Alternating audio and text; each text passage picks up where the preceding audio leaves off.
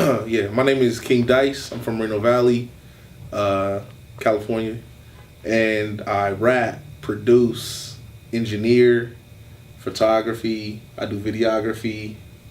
I do it all. So Royal Gambling Club is my label. It's RGC. It consists of like a bunch of dope, talented artists I got the pleasure of working with or meeting and building with over time. So right now it's like me, Callie Stone, Travis Miller, SoCal Sinatra, my DJ Nasty Native, 3D Beats. We got a roster that's always changing, but we always try to keep fresh sounds and people who are really pushing what they're creating in like new ways. So. And what are some of the challenges and successes that you've gone through, starting up your own company and being an entrepreneur? You said challenges and successes? Yeah. Well, I mean, every project we put out, I think, is amazing thus far. I might be a little biased, but SoCal Sinatra dropped Frame of Mind. Travis Miller has dropped Crossroads. I've dropped Shalou Avenue and Red Mahogany Drive. Callie Stone dropped The Gift Horse. And I think they're all pretty great projects. So those are, I consider those all great successes. 3D Beats' first project, Perception Reality, as well.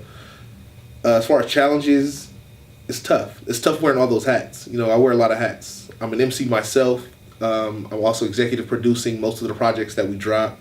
I'm producing on most of the projects we drop.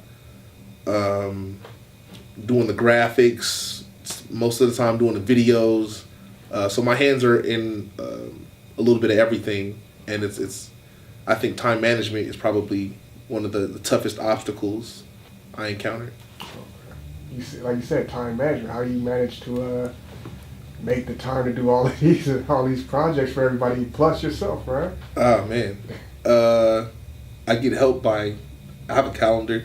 A calendar. So I schedule everything. Like even if it's something like trivial, like make a beat. Or write to this feature you got in your email. Like I write everything down. I get help. My fiance is kind of like my assistant. She reminds me of things I need to do.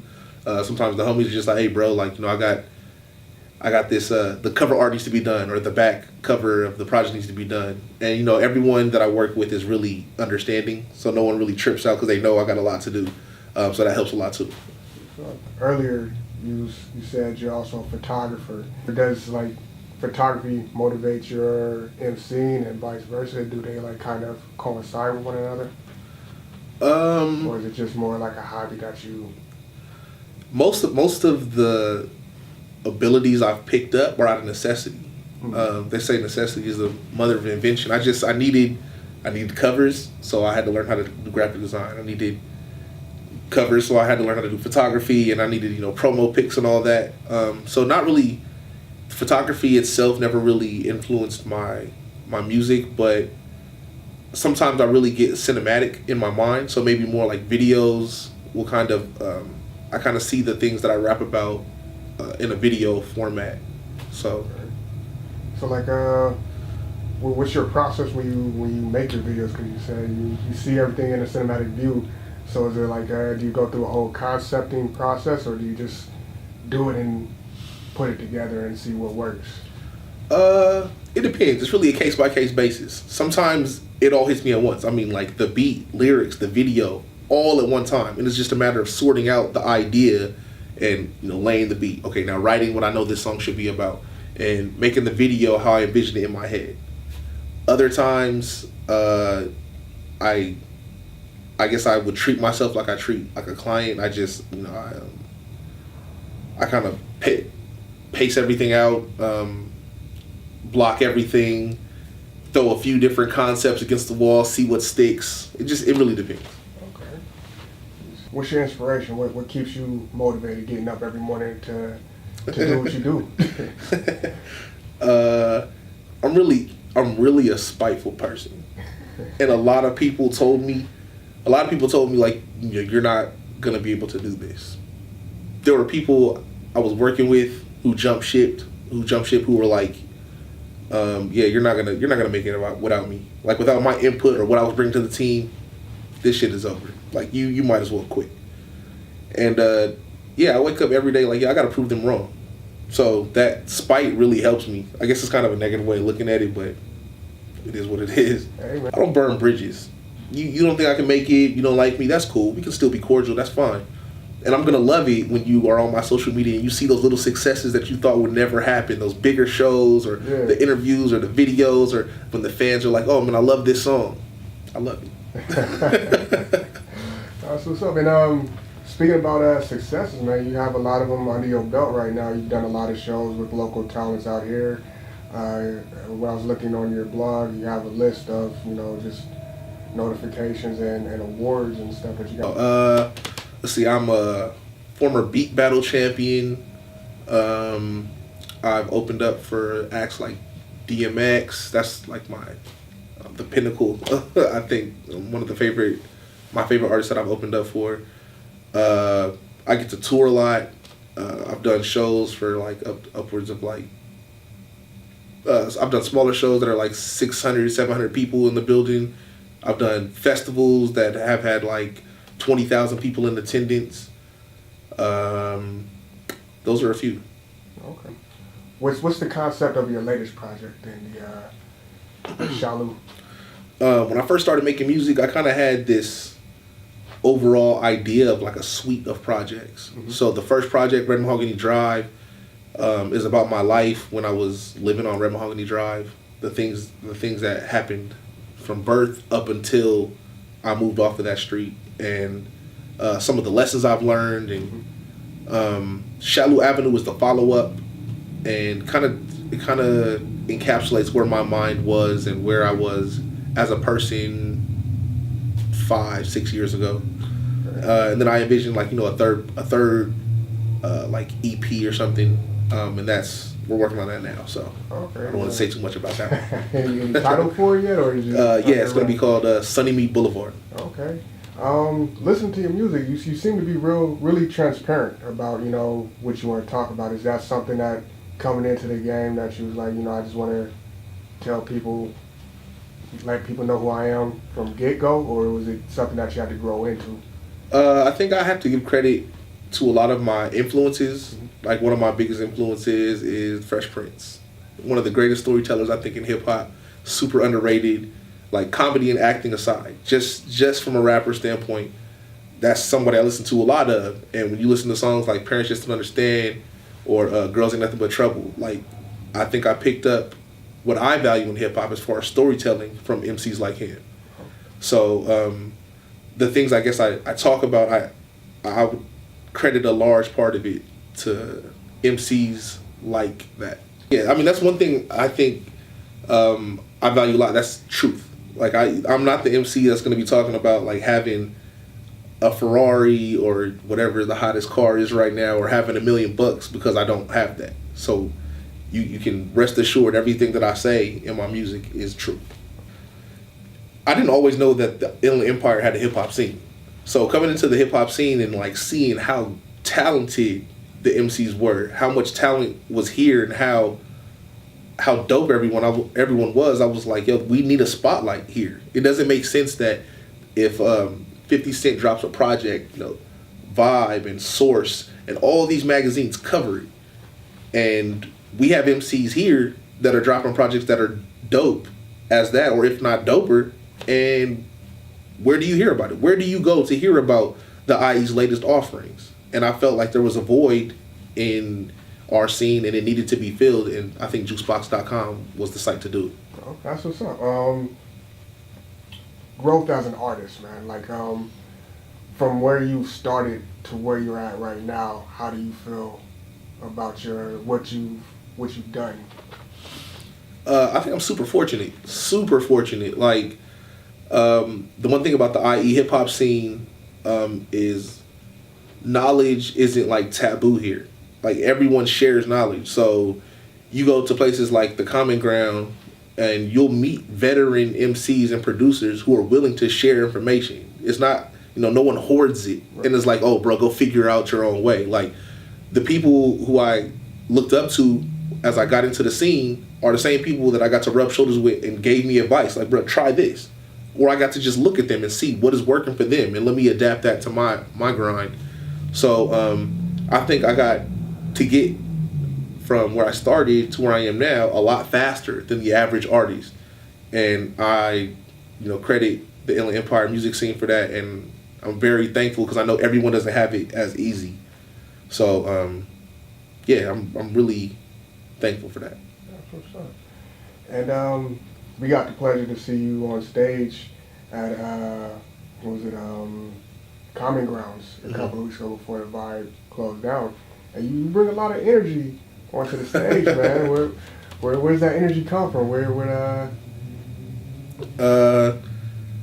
I don't know. I mean, I don't know. Like I said, I got to study a lot of people, so I feel like before I ever stepped foot on stage, I literally spent a year doing Juicebox.com behind the camera, recording some of the dopest people I think in the Inland Empire: Curtis King, Noah James, Art Bars, 3D Beats, people that I got to see rock and see how the crowd reacted, and I just picked little pieces that I could apply to my own performance, and that's what you got today. It's a trip because, like, seeing you on stage and then talking to you right now, it's like two sides of the same coin. But it's like, man, it's an intense feeling, Yeah. I believe you was doing a Roku Saki that day, and it was like, man, this dude going hard with it.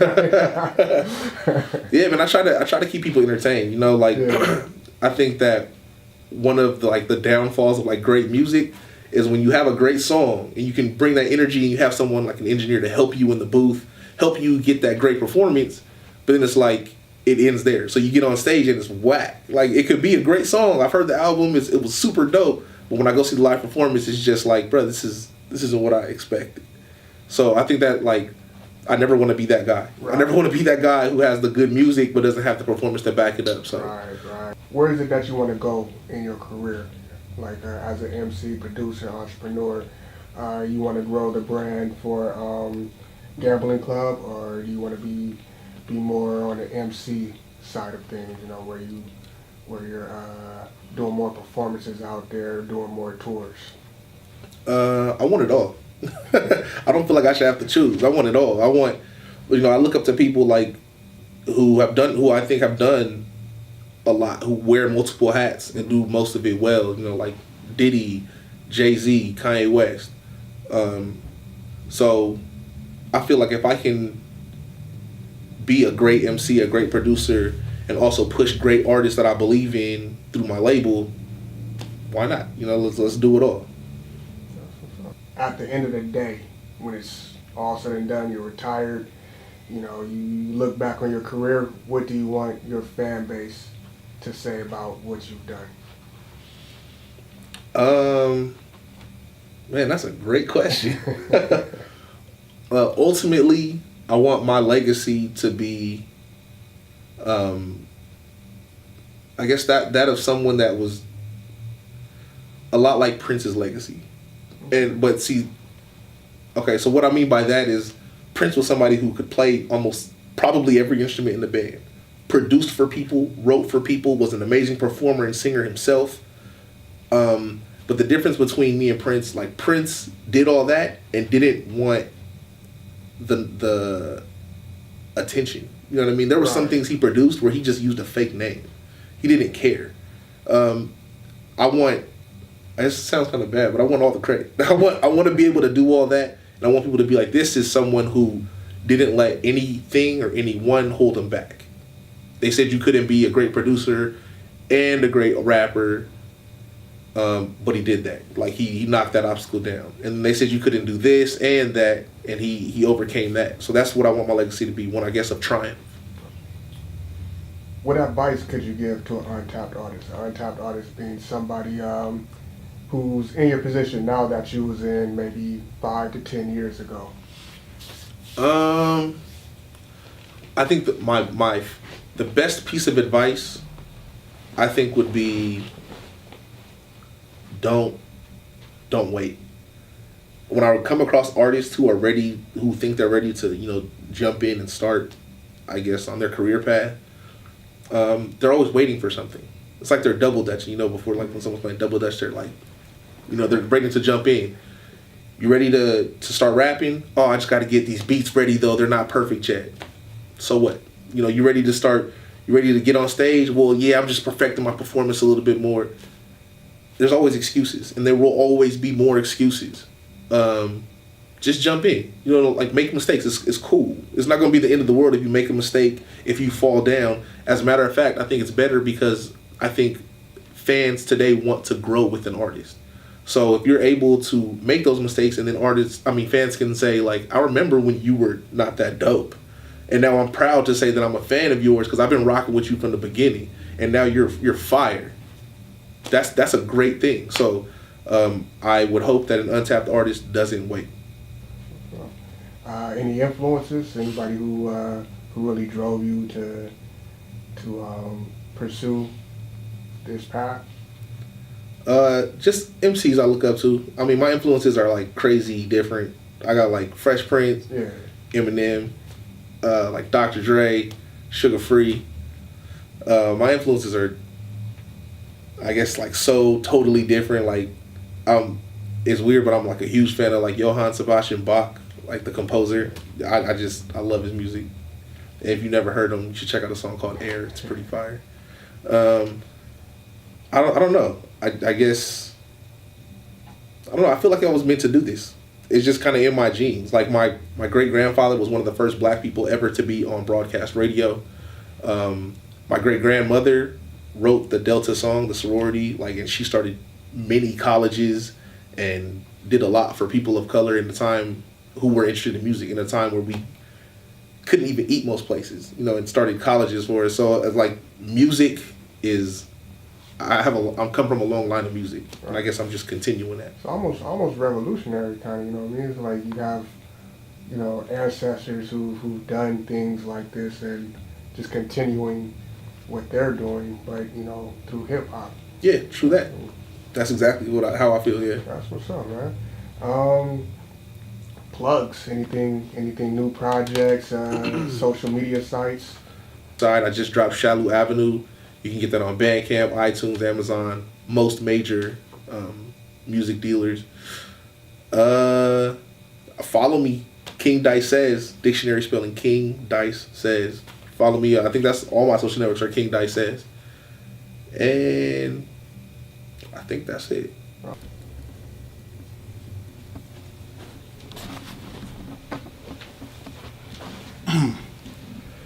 Never was a cool kid, no Mikey rocks. I kept the Pepper J's, no Nike socks. Shaka shirt, listening to Shaka Khan. Library looking like Comic-Con. Always had a scheme for the cream. I had a dream I would get the green by the age of 13. Hit the scene with a team. Going hella far. Drinking Stella hard till my liver hella scarred. A king is only strong as his weakest pawn. I was given this world, look what I fell upon. Greenest side of the fence with the greenest lawn. Fruits of my labor make a hater bow to a dawn. Campfire lessons, vampire sessions, we work till dawn. No time for stressing, just count your blessings, we moving on. 24 hours in the lab, and you can catch the wave or catch a cab. Fucks with a king.